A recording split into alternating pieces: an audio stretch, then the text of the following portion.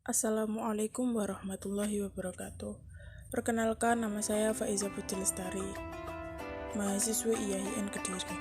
Di sini saya akan menjelaskan beberapa bab tentang Al-Quran. Bab yang pertama yakni tentang Al-Quran, definisi dan berbagai pengertiannya. Al-Quran adalah kalam Allah yang diturunkan kepada Nabi dan Rasul terakhir melalui malaikat Jibril, yang tertulis dalam mushaf dan sampai kepada kita dengan jalan mutawatir. Membacanya merupakan ibadah yang diawali dengan surah Al-Fatihah dan diakhiri dengan surah An-Nas. Kemudian sifat-sifat Al-Quran. Yang pertama, An-Nur, cahaya, yang terdapat dalam Al-Quran surat An-Nur ayat 174. Yang kedua, yakni sebagai nasihat, obat, petunjuk, serta rahmat, yang terdapat dalam Al-Quran surat Yunus ayat 75. Kandungan Al-Quran, yakni sebagai ajaran tauhid, janji dan ancaman, dan cerita umat-umat terdahulu. Kemudian pengertian ayat dan surat. Ayat adalah kumpulan lafaz yang memiliki permulaan dan akhiran yang terhimpun dalam sebuah surat Al-Quran. Surah adalah sekumpulan ayat-ayat Al-Quran yang berdiri sendiri dan memiliki pembuka dan penutup. Bab yang kedua yakni tentang mukjizat Al-Quran dan berbagai dimensi kajiannya. Mukjizat Al-Quran adalah melemahkan manusia untuk mendatangkan sesama Al-Quran, karena Al-Quran adalah kitab yang hak dan Rasul yang membawanya adalah Rasul yang benar, dan mukjizat pada Rasul itu adalah yang paling agung sehingga manusia sangat lemah untuk menandinginya. Aspek-aspek kemukjizatan Al-Quran. Dari segi bahasa, Al-Quran adalah bahasa yang paling tinggi dengan kekuatan bahasa serta sastra yang sangat tinggi. Dari segi berita, ada berita masa lalu untuk mengetahui tentang kisah Nabi, berita masa depan yakni tentang kemenangan Islam atas suku Quraisy. Dari segi ilmiah yakni tentang matahari memancarkan cahayanya sendiri, sedangkan bulan hanya meminjam pancaran matahari. Kemudian bab ketiga, mukjizat balaghah Al-Quran. Ucapan situasi dan kondisi lawan bicara disertai dengan penggunaan kalimat atau bahasa yang fasih, jelas dan mudah dipahami. Objek kajian balaghah yakni ada ilmu bayan, ilmu ma'ani, ilmu badi. Kemukjizatan Al-Quran dalam aspek balaghah, ada struktur musikal yang ada dalam Al-Quran memperlihatkan suatu konsep yang tinggi. Urgensi balaghah dapat memahami makna-makna Al-Quran, mampu mengungkapkan kata-kata yang sesuai kalam, kemudian mampu memilih kalimat-kalimat yang diyakinkan sesuai keadaan ataupun situasi tertentu.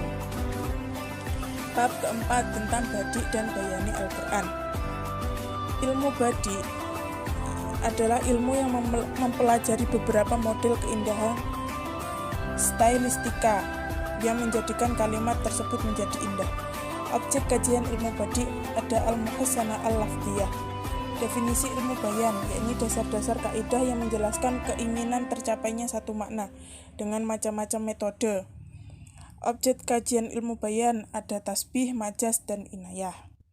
Kemudian dimensi ma'ani Al-Quran. Dimensi ilmu ma'ani adalah ilmu yang memelihara timbulnya pengertian yang salah dari suatu kalimat dengan cara memelihara bentuk-bentuk perkataan yang sesuai dengan muqtada al-hal. Pembahasan ilmu ma'ani ada isnad, ada musnad, ada wasl, ada fasl, qasar, ijaz, dan inayah. Bab keenam, nakirah dan makrifat. Nakirah dan makrifat termasuk dalam pembahasan ilmu tata bahasa Arab.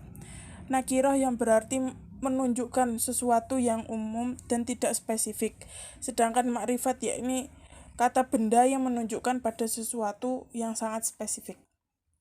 Bab ketujuh tentang mufrad dan jamak dalam bahasa Al-Quran.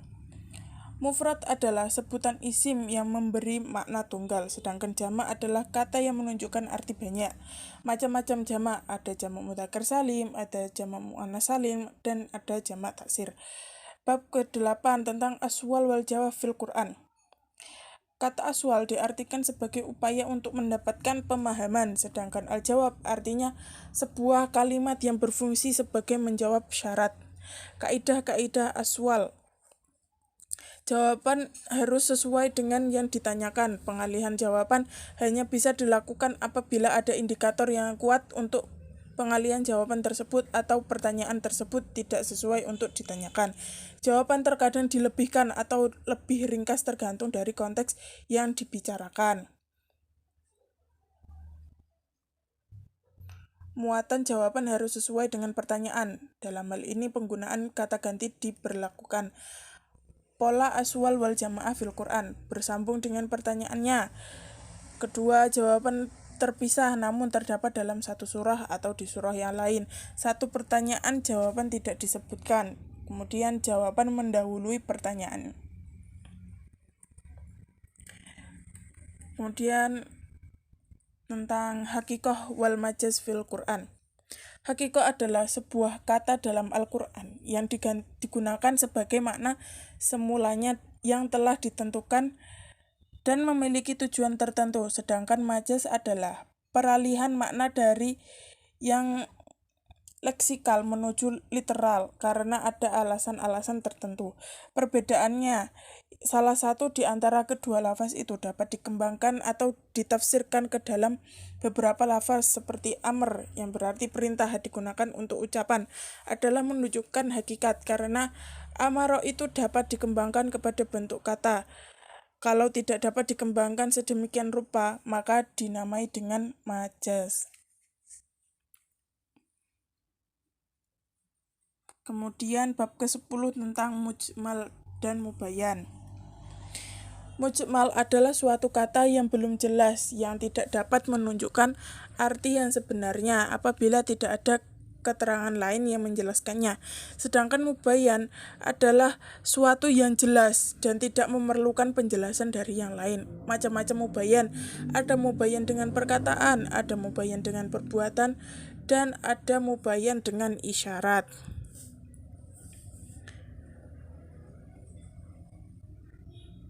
Kemudian bab ke-11 tentang mutlak dan muqayyad fil Quran.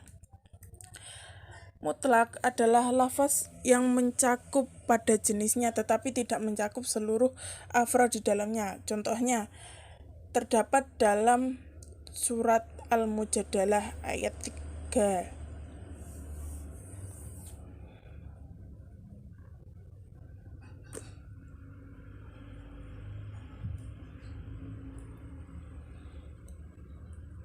Kemudian pengertian muqayyad dan contohnya. Muqayyad adalah lafaz yang menunjukkan hakikat sesuatu yang terikat dengan sesuatu seperti sifat. Contohnya pada surat An-Nisa ayat 93. Kata raqabah dalam ayat ini memakai muqayyid atau ikatan, yaitu mukminah.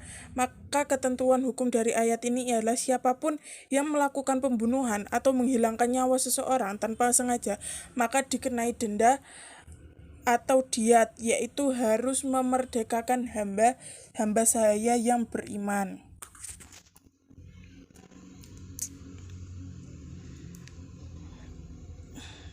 Kemudian yang terakhir yakni tentang mantuk wal mafhum fil Quran. Mantuk adalah makna yang dikandung oleh kata yang terucap, sedangkan mafhum adalah makna yang ditunjukkan oleh lafaz tidak berdasarkan pada bunyi bacaannya.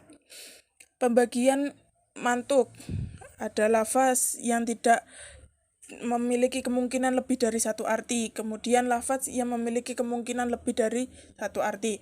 Pembagian mafhum ada mafhum muwafaqah dan mafhum mukhalafah.